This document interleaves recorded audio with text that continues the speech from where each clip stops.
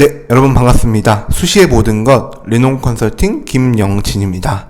자, 이번에는 저희가 이제 신설학과에 대해서 여러분들께 정보를 드리고자 합니다. 그래서 저희가 영상 제목은 신설학과 수시 단 10분으로 종결하자.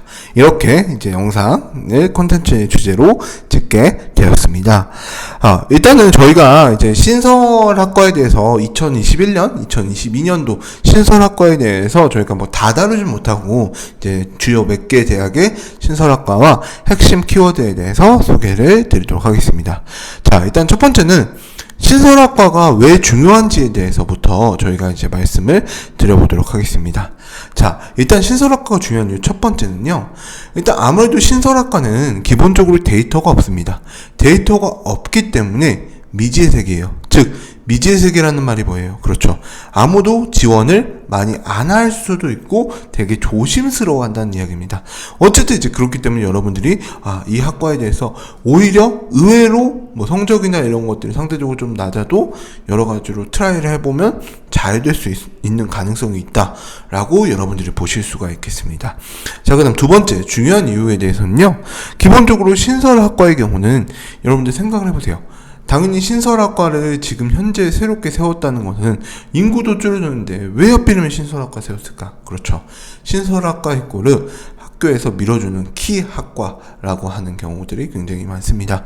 실제적으로 뭐 성균관대 뭐 글로벌자 들어가는 학교들, 일단 한양대학교 정책학과, 뭐 파이낸스 금융학과, 뭐 이런 학교들 같은 경우는 신설학교 학과를 생성되면서 되게 많이 밀어주지 않습니까? 그래서 이제 그런 부분들을 여러분들이 참고해 주셔서 이제 여러분들이 보셔주시면 고마울 것 같습니다.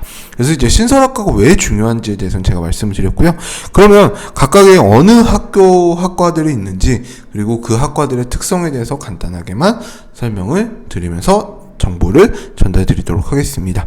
자, 일단 저희가 이제 크게 네 가지로 나눠왔어요. 그래서 고려대, 연세대, 그리고 동국대, 그리고 이제 강원대, 이렇게 해서 저희가 나눠봤고요.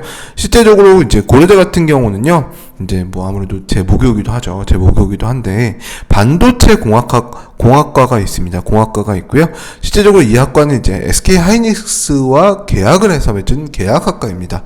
즉, 계약학과라는 의미는 뭐냐면, SK 하이닉스라는 곳이 어쨌든 이 정도의 비용을 주면서 인재를 잘 키워주세요. 대신에 그 인재를 잘 키워주시면 우리가 어쨌든 모셔가면서 쓸게요. 이렇게 이제 계약을 맺은 학과들을 의미합니다. 그래서 반도체 공학과 같은 경우는 그렇게 실제적으로 SK 하이닉스와 계약을 맺고 있고, 그래서 이제 장학금과 인턴십 프로그램 여러 가지 것들이 되어 있습니다.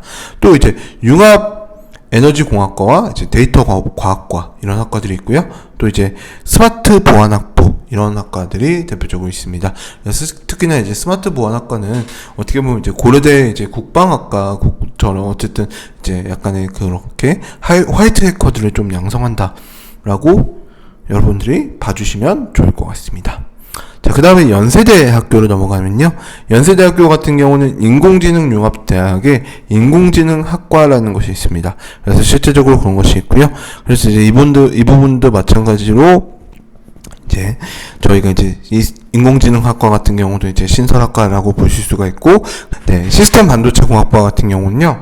그래서 이제 계약학과예요. 그래서 기본적으로 이제 삼성전자의 이제 계약 을 맺은 학과고요. 그래서 이제 장학금과 인턴십 제도가 있다라고 여러분들이 보시면 되겠습니다.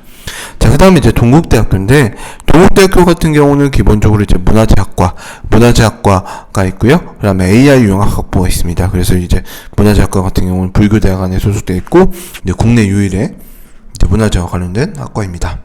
그 다음에 이제 동국대도 마찬가지로 AI 융합 쪽에 대해서 그렇게 해서 진로, 이렇게 해서 여러분들 이제 학과를 신설했다라고 보시면 되겠습니다. 자, 그 다음 강원대 같은 경우도 AI 융합학과가 신설이 되었어요.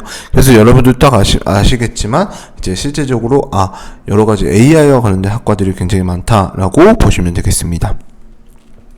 자, 그 다음 고려대학교 이제 신설학과들에 대해서 각각 핵심 키워드들에 대해서 설명을 드릴게요. 반도체 공학과 같은 경우는 학업 우수형 10명, 계열 접학력 15명, 이렇게 이제 뽑고 있고요. 그래서 경쟁률 같은 경우는 작년에 9대 1 정도를 기록을 했고, 네, 최저한 등급 같은 경우는 국수 0과 4개 영역 등급 합 5 이내, 그리고 한국사 등급 4등급 이내 이렇게 이제 되어 있습니다. 그래서 실제적으로 학과가 굉장히 이제 높은 계열이다, 높은 학과다라고 보실 수가 있고요.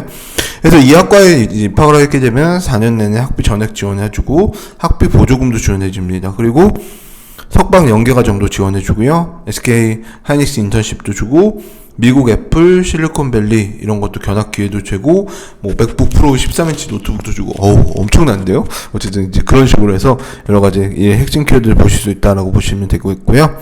그래서 융합에너지공학과 같은 경우 학교 추천 7명, 학과 우수형 7명, 계열적 합격 4명, 고른기 1명 이렇게 뽑고요. 전체적으로 보면 약간은 이제 경쟁률이 조금 상대적으로 다 낮은 편입니다. 다 낮은 편이고, 그래서 최저 등급 같은 경우는 일반적인 수시 지원하고 동일합니다. 동일하고요. 이것도 데이터과학과도 마찬가지로 일반적인 수시 지원하고 동일합니다. 동일하고요. 기본적으로 뭐 학교 추천은 뭐 학생부 80, 서류 20, 그다음에 학업 우수형은 뭐 서류 100, 뭐 70, 30 이런 식으로 되어 있고, 계열적 적합형은 뭐 성적 60, 면접 40 이런 식으로 2단계가 되어 있습니다. 그래서 이제 이런 것들 기본적으로 동일하다라고 보시면 되겠습니다. 스마트 보안학부에 대해서 설명을 드리도록 하겠습니다. 스마트 보안학부 같은 경우는 탐구 및 연구활동 같은 경우 실제적으로 굉장히 중요하게 봅니다. 그래서 탐구대회, 토론회 참가, 그리고 보고서 작성 이런 것들에 대해서 굉장히 중요하게 중요하게 이제 가이드라인을 준다라고 보시면 되겠고요. 실제적으로 스마트 보안학부는 굉장히 경쟁률이 치열한 편이에요. 그래서 경쟁률이 1대 14, 1대 10, 즉 이제 14대 1, 10대 1 정도의 경쟁률을 기록하고 있습니다. 그다음 연세대학교에 대해서 말씀을 드리면요. 연세대학교는 이제 기본적으로 인공지능학과, 이거는 활동 우수형 15명 뽑고요. 그 다음에 시스템 반도체는 특별전형 40명 뽑고요. 이제 그런 식으로 보고요. 그 다음에 1, 2학년에는 이제 등록금 전액을 지원하고 시스템 반도체는, 그 다음에 장학생 선발 채용 절차를 통과 시에는 이제 3, 4학년 등록금을 전액을 지원합니다. 전액을 지원하고요. 그 다음에 4학년 2학기 때 기술 면접을 통과 시에는 이제 석사 연계도 가능하고요. 그 다음에 뭐 연구비도 지원하는 등 여러 가지로 굉장히 혜택을 많이 준다라고 보시면 되겠습니다. 그 다음에 이제 동국대학교 같은 경우는 이제 문화재학과는 특히나 이제 여러분도 아시겠지만 문화재와 관련된 인재가 있으시면은 굉장히 이제 추천을 드려요. 그래서 이제 문화재와 관련해서 관심 있다, 역사와 관련해서 관심 있다, 이런 분들은 아무래도 동국대학교의 이런 타이틀을 가지기 위해서 여러분들이 이제 지원하시면 좋을 것 같습니다. 좋을 것 같고요.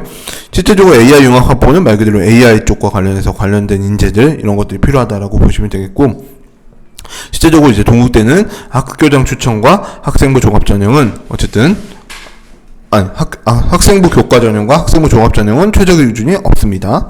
그다음에 이제 강원대 같은 경우는 AI 융합학과인데 이건 이제 춘천 캠퍼스 IT대학 소속이고요. 그 다음에 저희가 실제적으로 추천 활동에 대해서 말씀드리면 소프트웨어나 AI에 관련된 대회, 그 다음 동아리 프로젝트 등의 리더십 활동, 그리고 봉사활동 이런 것들이 있다라고 하시면 여러분들이 이제 AI 관련된 학과에 지원하시면 좋을 것 같습니다. 실제적으로 강원대 같은 경우는 약간 한 2등급 후반에서 3등급 초반대 이 정도의 학생들이 많이 합격을 하고, 이제 동국대 같은 경우 2등급 초반대 학생들이 많이 합격합니다. 그래서 참고로 이 점에 대해서 참고해 주시면 좋을 것 같습니다. 자, 이상으로 제가 이제 신설학과에 대해서 이제 정보를 알려드렸습니다. 그래서 여러분들이 이런 신설학과가 있고 이런 특성이 있구나, 이런 것들을 이제 한 번씩 봐주시고 이제 참여를 해주시면 아주 좋을 것 같습니다. 네, 그럼 이상으로 마치도록 하겠습니다. 감사합니다.